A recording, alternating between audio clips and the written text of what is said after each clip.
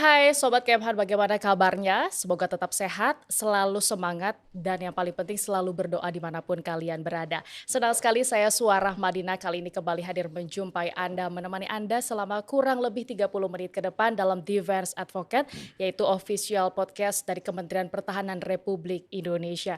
Seperti biasa kita akan selalu menghadirkan ngobrol-ngobrol santai bersama dengan narasumber yang berkompeten di bidangnya, tentu dengan tema yang begitu menarik juga. Dan seperti kali ini saya langsung saja akan perkenalkan narasumber yang sudah menyempatkan waktunya di kala kesibukannya, yaitu sudah ada Maijen TNI Dadang Hendra Yuda selaku Direktur Jenderal Potensi Pertahanan Ditjen Pothan Kementerian Pertahanan Republik Indonesia. Assalamualaikum, ini bagaimana kabarnya Pak Waalaikumsalam Jenderal? warahmatullahi wabarakatuh. Baik, Baik, terima kasih ya Pak, sehat. sehat ya Pak.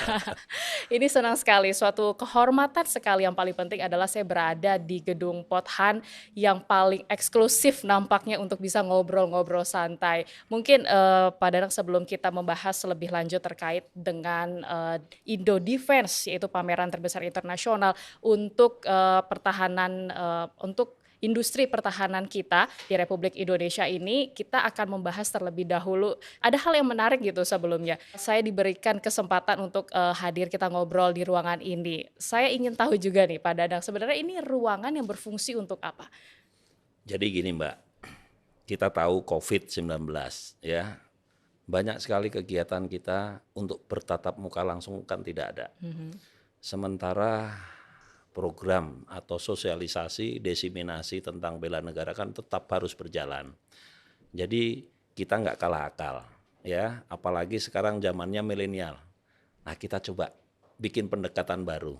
Pendekatan baru di sini yaitu bagaimana kita tetap bisa menyuarakan apa itu bela negara. Akhirnya kita bikin ngopi daring bela negara. Ngopi daring bela negara itu ngobrol pintar ya. Ngobrol pintar di sini mengangkat banyak sekali tema. Tergantung Indonesia Situasi ya Pak. situasi di Indonesia ini. Jadi bukan hanya bela negara itu sendiri, tetapi bagaimana kita banyak sekali mengangkat orang-orang yang luar biasa, yang selama ini memiliki sesuatu yang bisa dibanggakan. Kalau saya boleh bilang, bela negara itu bukan hanya ngangkat senjata, bukan. Bela negara adalah bagi orang-orang yang banyak karya. Baik. Ya, bukan banyak gaya. Artinya apapun lah. Kalau itu adik-adik mulai dari PAUD, SD, SMP, SMA sampai mahasiswa yang paling tinggi, bagaimana cara berbela negara? Ya menjadi siswa yang baik. Mengikuti aturan-aturan yang baik. Nah, terus bagaimana? Yang lain, masyarakat, petani-petani yang baik. Itu bela negara, Mbak. Polisi-polisi yang baik, tentara-tentara yang baik, pegawai negeri yang baik, melakukan tindakan untuk membesarkan negara kesatuan Republik Indonesia. Baik, nah itulah arti bela negara. Baik, arti bela negara yang begitu banyak ya Pak. Yang paling penting adalah mensosialisasikan apa yang memang ada di Kementerian Pertahanan Republik Indonesia. Dan ini sebelum kita juga menelisik Indo Defense, penyelenggaraan pameran yang begitu besar nantinya yang akan sama-sama kita saksikan seperti itu. Saya ingin tanya dulu mungkin perjalanan karir dari seorang Maijen TNI Dadang Hendra Yuda. Ini tentu suatu hal yang penuh perjuangan, penuh rasa membela negara tentunya, sehingga saat ini berada menjadi Direktur Jenderal Potensi Pertahanan. Boleh diceritakan Pak kepada Sobat Kemhan? Jadi saya sebenarnya lulus dari Akademi Militer itu tahun 88. Jadi tinggal hanya berapa bulan lagi. Umur saya 58, bulan Mei, berarti Juni 2023 saya harus retired. Jadi saya pernah dinas pertama di Baret Merah di Kopassus sampai 2003 ya, sampai dengan jabatan komandan batalion. Kemudian saya diberikan amanah untuk mengawal presiden pada saat itu Pak SBY. Kurang lebih 3 tahun lah. Kemudian saya pindah menjadi Komandan Kodim di Pacitan, Komandan Kodim di Bojonegoro, kemudian kepala staf brigade di Kediri. Jadi saya pernah berdinas di teritorial, khususnya di Kodam 5 Brawijaya.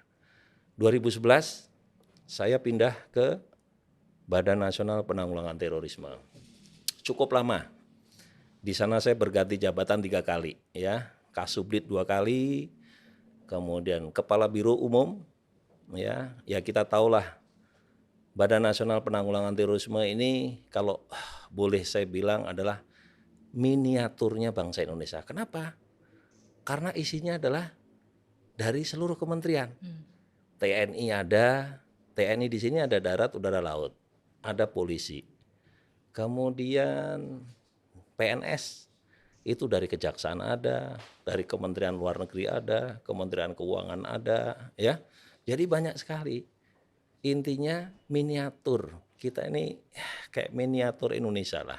Bagaimana Yang kita meng-create gitu ya, Pak? bersama-sama, ya toh, Indonesia itu bebas dari paham terorisme ini, Baik. ya kekerasan. Kemudian 2020 saya diberikan amanah kepercayaan untuk menjadi Direktur Jenderal Potensi Pertahanan, tepatnya tanggal 1 Oktober 2020. Jadi ini sudah cukup lama ini. Dan selama 2 tahun ini saya berkesempatan juga melahirkan 2 gelombang komponen cadangan. Kita tahu 2019 tepatnya Undang-Undang Nomor 23 tahun 2019 lahir namanya Undang-Undang PSDN, ya, Pengelolaan Sumber Daya Nasional untuk Pertahanan Negara. Dan itu antusiasnya banyak ya, Pak? Ya, saya merasa merinding, Mbak. Jadi pada saat pertama kita sosialisasi kepada para wira swasta, pengusaha, saya bersosialisasi ke pemerintah, ya, saya bersosialisasi ke universitas. Tahun 2021 kita merekrut 2.500 komponen cadangan, yang mendaftar tuh hampir 19.000, bayangin aja. Padahal komponen cadangan ini bukan pekerjaan, tetapi adalah wujud dari kecintaan, ya, warga negara Indonesia, ya, untuk ikut dalam latihan dasar militer. Baik, Pak Dadang, ini juga kalau kita fokus dengan tema kita yang begitu menarik, potensi pertahanan tentu untuk mengembangkan industri pertahanan itu sendiri ya Pak ya. Ini makalah muncul dengan adanya pameran Indo Defense yang akan berlangsung dari 2 hingga 5 November 2022. Nah ini tentu ada hal-hal yang menjadi fokus dari Dirjen, maksud kami Dirjen Pothan ini untuk bisa mengembangkan dan juga memberikan kemandirian terkait dengan meningkatkan mutu kualitas dari industri pertahanan itu sendiri. Apa sebenarnya menjadi tujuan inti dari Indo Defense nanti, Pak? Jadi singkatnya seperti ini, Mbak Madinah, ya. Indo Defense ini adalah sebuah acara, ya, yang besar. Pameran industri pertahanan. Kita tahu lah, schedule ini juga dilaksanakan di belahan Eropa, ya, Asia dan sebagainya. Banyak sekali negara yang melaksanakan besar-besar kegiatan pameran ini. Nah, Indonesia kita harus bangga karena dari sekian banyak, ya, jadwal atau schedule yang sudah dibuat kaitannya dengan pameran industri pertahanan itu, Indonesia juga harusnya ini dilaksanakan di tahun 2020 karena Covid sehingga diundur. Harusnya 2019, tapi diundur 2 kali, 2 tahun, akhirnya insya Allah lah tanggal 2 nanti bisa terlaksana. Nah, saya selaku Dirjen Pothan di bawah Kementerian Pertahanan ini sebagai pembina sekaligus bagaimana membesarkan industri pertahanan ini. Salah satunya adalah bagaimana kita ikut serta dalam pameran, ya, pameran yang besar ini. Karena nanti yang akan dipamerkan juga peralatan, ya, perlengkapan perang yang paling baru, ya. Nanti Mbak Madinah boleh tanggal 2 sampai 5 November nanti bisa ikut hadir lah. Pasti, Pak. Ini Pasti salah kesana. satu strategi yang harus kita lakukan, apalagi di Indonesia, ya.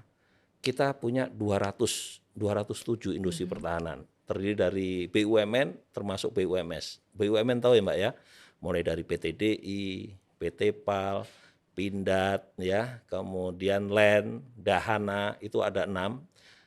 kemudian yang paling banyak inilah industri pertahanan swasta.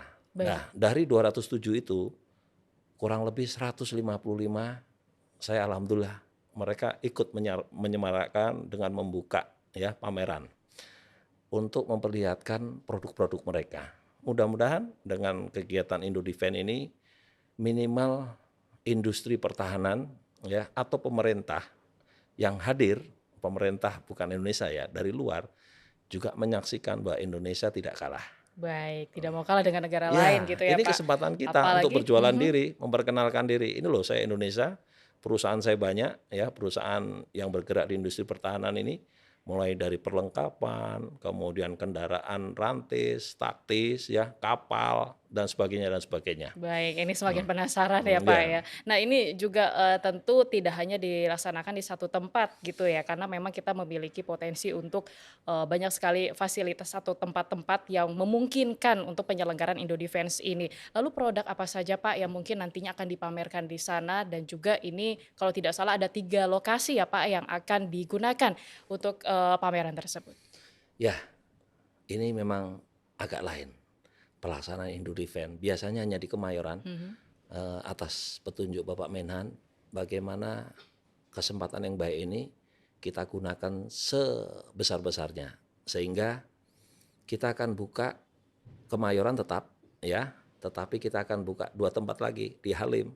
Ini akan memperlihatkan mudah-mudahan banyak negara yang berpartisipasi kayak Rafale ya, kemudian dari Lockheed Martin ya, terus kemudian di Pondok Dayung ya, masyarakat yang mau lihat monggo silakan ya, Apalagi kalau bagaimana yang tinggalnya kemajuan dekat ya, situ ya Pak ya. silakan jangan yang deket, yang jauh Yang juga jauh juga harus boleh usaha, ya, betul. ke Pondok Dayung lihat bagaimana kemampuan industri pertahanan dalam membangun kapal ya, kapal yang macam-macam. Kemudian di Halim juga sama, kita akan pamerkan produk-produk ya dalam negeri termasuk produk dalam luar negeri. Sementara di Kemayoran dari 900 perusahaan ya target kita ini sudah melebihi kapasitas. Wow, jadi berapa sekarang Pak update-nya? Sudah melebihi, jadi ada 3, lebihnya 3. Ini luar biasa ini target kita ini. Kemudian ruangan atau space yang kita siapkan ini sudah melebihi indoor mungkin hampir sama 20.000 meter square. Ini sudah 19.500-an. Tetapi yang outdoor yang kita siapkan hanya 8.000 meter square ini sudah mencapai 19.000. Artinya sudah begitu banyak partisipasi rekan-rekan kita, baik industri pertahanan yang dari dalam negeri termasuk dari luar negeri. Itu terbukti itu tadi. Jadi jumlah 900 ini sudah melebihi yang kita inginkan. Kira-kira itu. Yang Baik. pavilion target kita dari 61 ini sudah kurang 4 lagi pavilion. Jadi nanti luar biasa. Jadi kita berharap masyarakat Indonesia ya, rakyat Indonesia yang ya menginginkan bagaimana sih kemajuan industri pertahanan, dan tentunya tadi perlengkapan tadi itu yang akan dipamerkan adalah perlengkapan terbaru ya, persenjataan terbaru. Mungkin Ini contohnya bisa dikasih bocoran sedikit Pak. ya macam itu tadi ya, ada fighter, ada kapal perangnya, kemudian senjata-senjata sekarang ya, macam-macam drone ada ya, luar biasa pokoknya. Baik. Silakan aja nanti tunjukkan. Saya nggak perlu bocorkan, tapi saya yakin lah. Yang penting datang Ya, gitu ya Pak. datang ya lihat, sehingga kita juga harus bangga dari 207 industri pertahanan kita, 155 ikut berpartisipasi. Ini kan luar biasa. Ini jumlah yang sangat luar biasa. Baik, sebenarnya ada batasan tersendiri nggak sih Pak untuk para pengunjung melihat peserta ini begitu banyak gitu partisipan, dan memang apalagi melihat lokasi yang ada 3 tempat, berarti memungkinkan sekali ya Pak untuk pengunjung boleh berbondong-bondong gitu Boleh, ya? silakan. Bapak Menteri Pertahanan justru menghimbau bukan hanya ekshibitor saja, ya kemudian dari undang-undangan resmi, memang ada undangan resmi dari pejabat-pejabat kementerian ya, kemudian pejabat-pejabat eselon 1, eselon 2 yang begitu banyak ini itu kita atur sedemikian rupa. Tetapi mudah-mudahan ya hari kedua atau mulai hari kedua ini sudah dibuka untuk umum. Mungkin jamnya setelah makan siang ya. Kita akan urut. Oh, jadi ada Nanti waktu-waktu akan ya, tertentu ya? nanti kita akan apa? Kita akan berikan jadwalnya sehingga masyarakat bisa mengakses kira-kira kapan bisa berkunjung, kemudian melihat ya bagaimana kemajuan alat pertahanan ini seluruh dunia. Berarti bisa dikatakan masyarakat ini bisa melihat mungkin website atau Ya, menghubungi ya, telepon gitu ya Pak, atau boleh, bisa boleh, datang boleh langsung ya. ya? Baik. Jadi kita juga berpikiran sama bagaimana masyarakat mendapatkan informasi sebanyak mungkin ya melalui macam-macam lah ya, sosial media, media sosial itu kita akan blast sehingga masyarakat tahu, oh kira-kira saya bisa melihat ke sana kapan gitu loh ya. Dan ini jarang, jarang terjadi. Ini momen yang sangat bagus. Jadi saya Yang sempat berharap terhenti juga masyarakat ya ya, kemarin? ya masyarakat sempat terhenti 2 tahun karena COVID. Ini kesempatan kita ya. Saya lihat partisipasi dari negara-negara yang mempunyai industri pertahanan yang begitu maju, mereka juga datang ke sini ya dan nggak tanggung-tanggung. Seperti negara Turki itu sampai ribuan square meter untuk memperlihatkan ya bahwa mereka punya kemampuan. Belum negara-negara yang lain.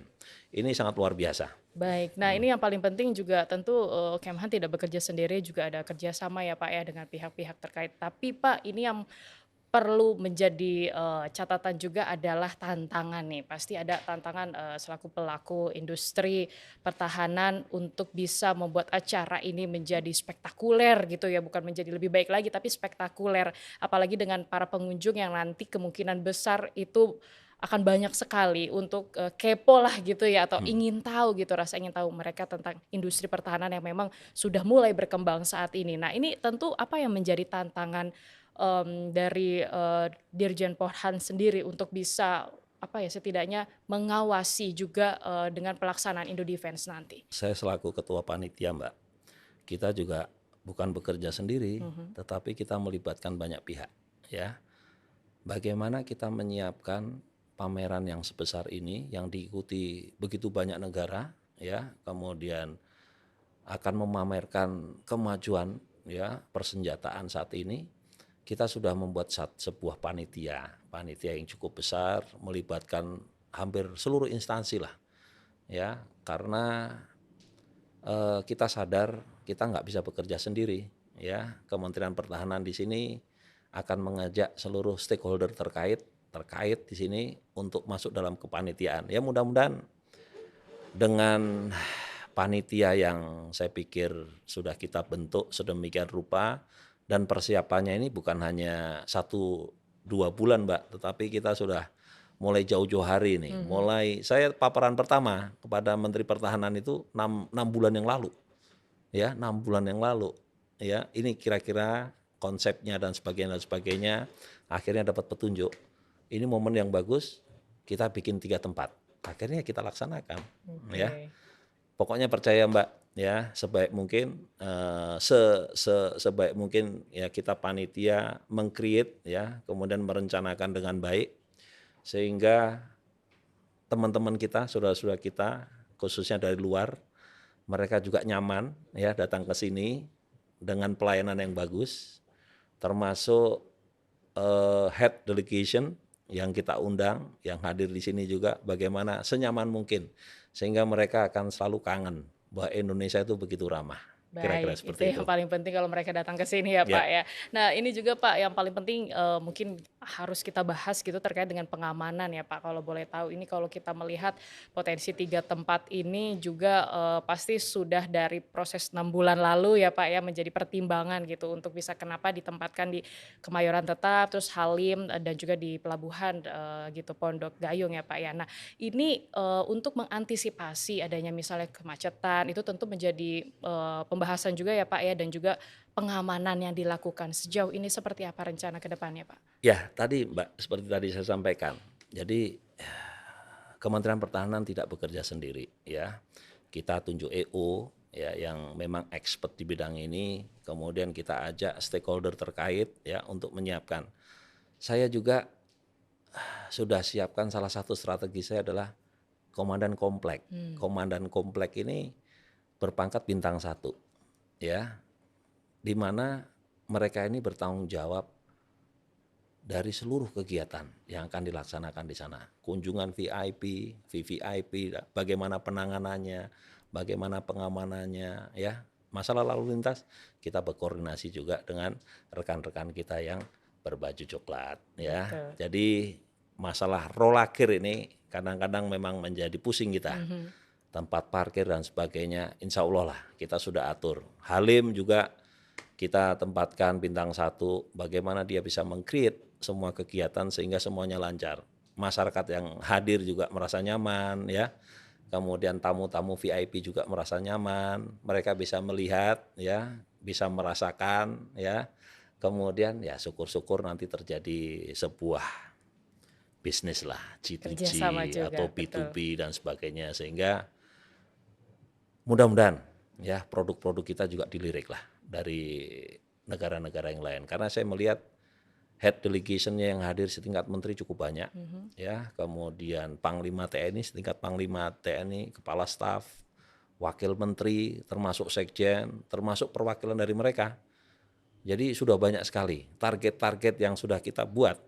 Ini semuanya tercapai, Mbak. Baik. Alhamdulillah. Selain mungkin menjadi peluang bisnis ya Pak, apakah menjadi peluang lainnya juga ini yang paling penting adalah dengan kehadiran masyarakat atau stakeholder yang terkait dari luar negeri ini kan membuat suatu kesempatan juga Pak untuk bisa ekspor gitu ya alutsista kita. Nah tapi peluang untuk bisa diambil dari pelaku industri pertahanan nasional dalam Indo Defense kali ini seperti apa khususnya dalam meningkatkan ekspor alutsista nih sekaligus memenuhi kebutuhan pertahanan nasional yang memang menjadi fokus nantinya. Jadi memang kalau kita melihat seperti itu, Mbak, ini salah satu strategi juga, ya. Pameran ini sebuah strategi, ya. Bagaimana kita memperkenalkan dirilah. Jangan kita berdiam diri saja. Orang tidak akan tahu. Ya ini adalah sebuah langkah yang luar biasa.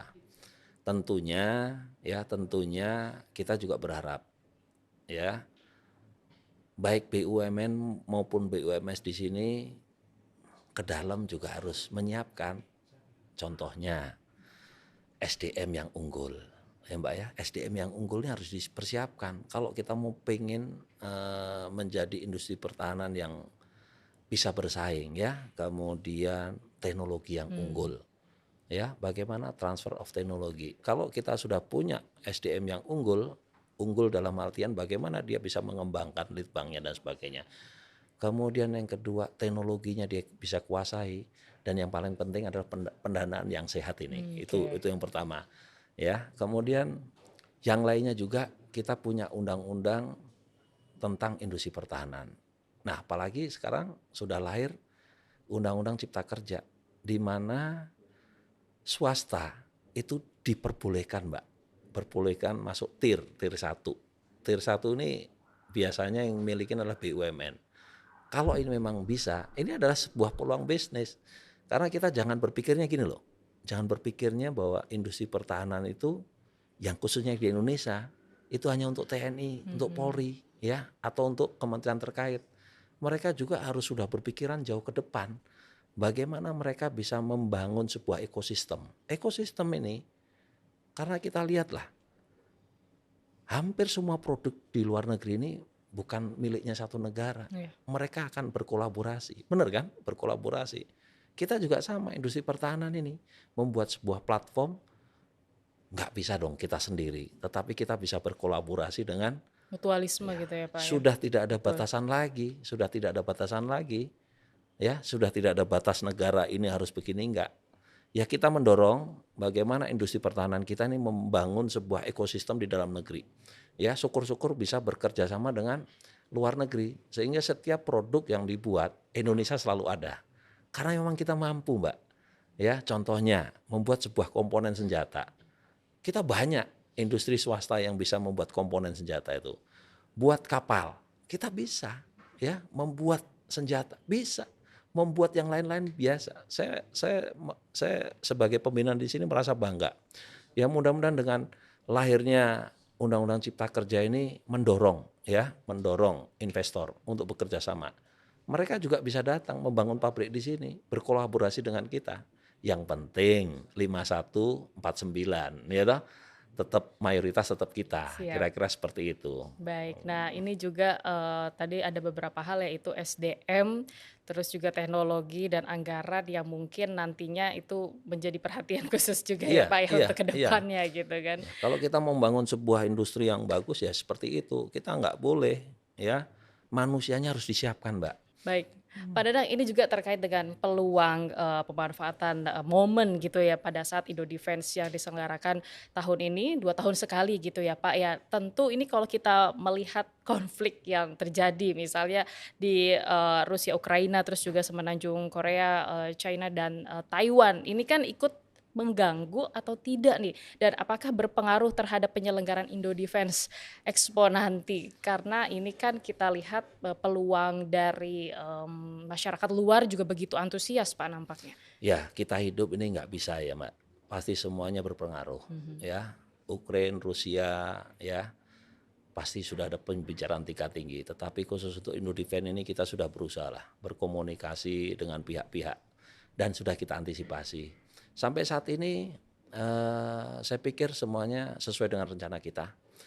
Mungkin ada beberapa negara yang tidak bisa hadir dengan alasan tertentu ya monggo silahkan ya. Tetapi yang jelas keikutsertaan negara-negara yang hadir di sini, saya pikir sudah mewakili seluruh dunia lah. Ya, ada negara superpower, ada negara yang setengah berkembang dan sebagainya. Mereka hadir dan berpartisipasi datang ke sini. Ya, dan semuanya sudah kita antisipasi lah, kira-kira seperti itu. Seperti Ukraina nggak bisa hadir ya mungkin dengan alasan tertentu ya. Tapi Rusia hadir ya, Rusia hadir. Saya pikir nggak ada masalah Mbak. Dan mudah-mudahan kegiatan Indo Defense ini bisa berjalan sesuai yang sudah kita rencanakan. Pak, apakah ada kemungkinan juga nih nantinya akan melakukan pembelian untuk alutsista di sana? Ya, ini sebuah pameran Mbak. Saya lihat ada undangan juga khusus untuk head delegation ya. Mereka tentunya nanti akan melakukan tour ya. Karena di sini ada juga forum ya. Forum di sini kita melibatkan pembicara-pembicara yang kredibel. Kita berbicara masalah Air Force, kita berbicara masalah land, macam-macam kita dan audiennya pun terpilih ya. Itu satu sisi. Sisi lain ada kesempatan courtesy call ya antara pemimpin-pemimpin dan sebagainya.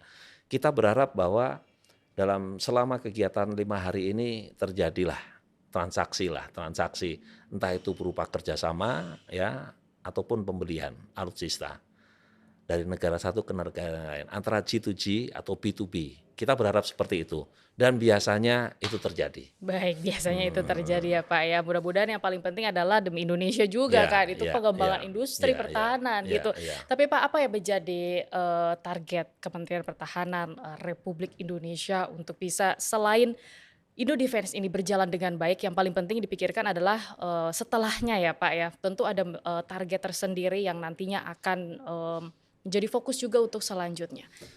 Saya pikir bagus Mbak ya. Pameran itu bukan sekedar kita memamerkan aja, tetapi inilah kesempatan kita. Waktu kita terbatas, kita bisa melihatlah kira-kira senjata-senjata mana yang kita butuhkan. Ya, tentunya kita sesuaikan dengan rencana jangka panjang kita, termasuk dana yang ada, sehingga Kementerian Pertahanan terus bukan aja, oh saya pengen ini. Nggak mungkin Ya, semuanya nggak ya Pak mungkin ya. semuanya. Tetapi kan kita akan membeli senjata di mana itu kembali menjadi investasi kita. Yap. Ya, investasi. Artinya apa? Setiap pembelian persenjataan yang berteknologi tinggi, kita selalu libatkan industri pertahanan dalam negeri. Ini kaitannya dengan offset, ya, transfer of teknologi. Itu untuk jangka panjang, Mbak. Ya, umpamanya kita beli pesawat, itu ada hitung-hitungannya, ya, ada hitung-hitungannya itu, Mbak. Wah, pelibatan industri pertahanan bagaimana mereka bisa menguasai teknologi ini sehingga nanti ke depan ya kita udah nggak perlu pusing-pusing lagi kaitannya dengan pemeliharaan, MRO dan sebagainya. Karena setiap pembelian alutsista ini tidak seperti di apotek. Kita beli hari ini barangnya datang, tidak. Tidak semudah Kita itu kontrak juga ya Pak. ya 3 tahun kemudian baru datang itu, 4 tahun kemudian baru datang. Membutuhkan waktu yang panjang, perencanaan yang begitu panjang. Jadi ya kita sampaikan kepada masyarakat Indonesia ya, setiap pembelian itu memang membutuhkan sebuah rencana jangka panjang ya. Kita mudah-mudahan lah dengan hubungan yang baik ya, kerjasama yang baik ya, kita bisa mencari alat yang pas buat kita. Ya tujuan akhirnya aja bagaimana Indonesia bisa kuat ya, Indonesia tidak dipandang sebelah mata karena kita adalah salah satu kekuatan yang diperhitungkan. Baik, Kira-kira dari gitu. berbagai rencana tentu menjadi rencana kita semua ya Pak ya Ya, untuk bisa berjalan dengan baik gitu. Dan memang apa yang menjadi harapan ataupun pesan kepada masyarakat Pak untuk bisa sama-sama bekerja sama gitu, meningkatkan kembali dengan adanya alutsista ini karena juga peran masyarakat tampaknya penting juga ya Pak ya. ya, Gitu, silakan. ya kita berharap bahwa masyarakat khususnya masyarakat Indonesia ya harus ikut serta dalam hal ya ikut memberikan masukan lah kira-kira sehingga kita mempunyai sebuah angkatan bersenjata yang begitu kuat. Masukan-masukan ini kenapa kita butuhkan? Karena masyarakat sekarang ini kan juga masyarakat yang pintar, masyarakat yang tahu ya, sehingga dengan masukan-masukan ini sehingga akan melengkapi rencana yang ada sehingga kita nanti tidak salah memilih kira-kira senjata yang pas untuk TNI dalam rangka menjaga NKRI ini. Kemudian yang kedua juga dalam kesempatan pameran ini kita berharap partisipasi masyarakat ya untuk melihat lebih dekat ya bagaimana kemajuan perkembangan persenjataan yang ada dengan teknologi tinggi. Jadi sekali lagi kita tidak buka hanya di akhir kegiatan pada tanggal 5, kita juga buka mulai mungkin tanggal 3 untuk masyarakat. Cuma jamnya, jadwalnya dan sebagainya monggo. Baik. Silahkan lihat dari pengumuman kita ya. Dengan melihat pengumuman ya kira-kira kapan masyarakat bisa visit langsung entah itu di Kemayoran, di Halim Perdana Kusuma, termasuk di Pondok Dayung ini sehingga masyarakat tahulah bahwa alutsista ini sudah begitu maju. Free entry Pak? Ya, Free entry? wah saya kurang tahu Oh, saya kurang tahu. Oke, nanti bisa nanti akan diupdate ya. diatur ya. Baik, itu yang paling penting soalnya Ya. kadang-kadang. Oke, terima kasih Pak Dadang. Yang paling penting juga segera datang, kunjungi langsung untuk melihat pameran terbesar internasional ya Pak ya yang dihadirkan dari Kementerian Pertahanan Republik Indonesia dalam Indo Defense yang berlangsung dari tanggal 2 hingga 5 November 2022 di 3 lokasi langsung di Kemayoran, di Halim Perdana Kusuma dan juga di Pondok Gayung.